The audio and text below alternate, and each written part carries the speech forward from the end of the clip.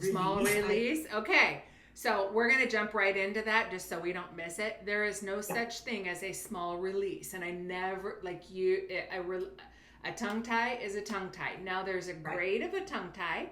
So some are going to be worse than others. And the reason that I wanted to just tackle this right away is because you never, like, it's not just a little procedure. It's not a little release. It's Right. not a little snip. It's I like, watched him do one the other day, yeah. and that was, So yeah, in this situation, it would be okay. Well, you don't just do it just because, but right. like, what's my range of motion? How do I evaluate? How do I stack up with the five components of a tongue tie? You know, the free tongue, the anterior mobility, the mid blade, or the post. You know that they used to call it posterior. Now they call it the mid blade. And there's an update on that, but there's that. Then there's the compensations, and then there's tension and the fiber. So where are you at with that? Because these are things that you're going to have to go through with your client.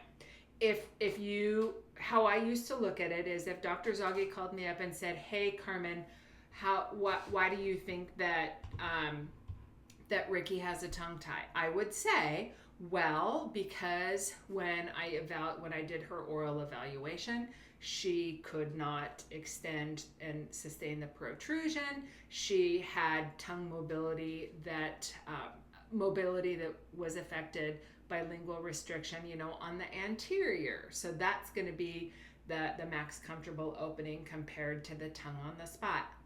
Yeah, Then you've got the suction, the lingual palatal suction, when compared to that max opening.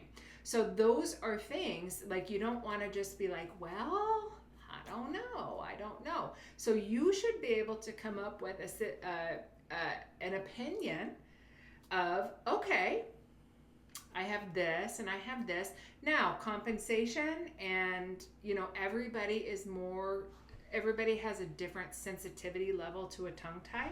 So there are several situations where I will say to somebody, you do not have the worst tongue tie that I have ever seen, but based on the symptoms, your discovery checklist, all of that stuff, plus the oral evaluation, like in your case where you can't do that movement. Funny thing is that's not even an evaluation method.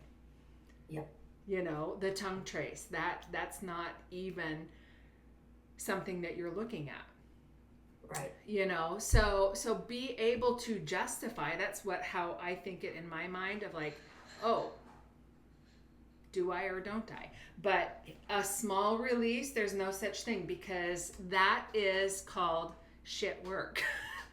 That's called incomplete Right, release. That's right. called don't know what the hell they're doing. Not Yeah, a preferred provider.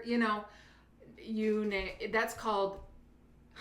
I say this to my clients in other countries. It's a problem when I say, "Oh my gosh, it looks like you have a canker sore," or "It looks like you were having some chips and salsa and you cut under the tongue."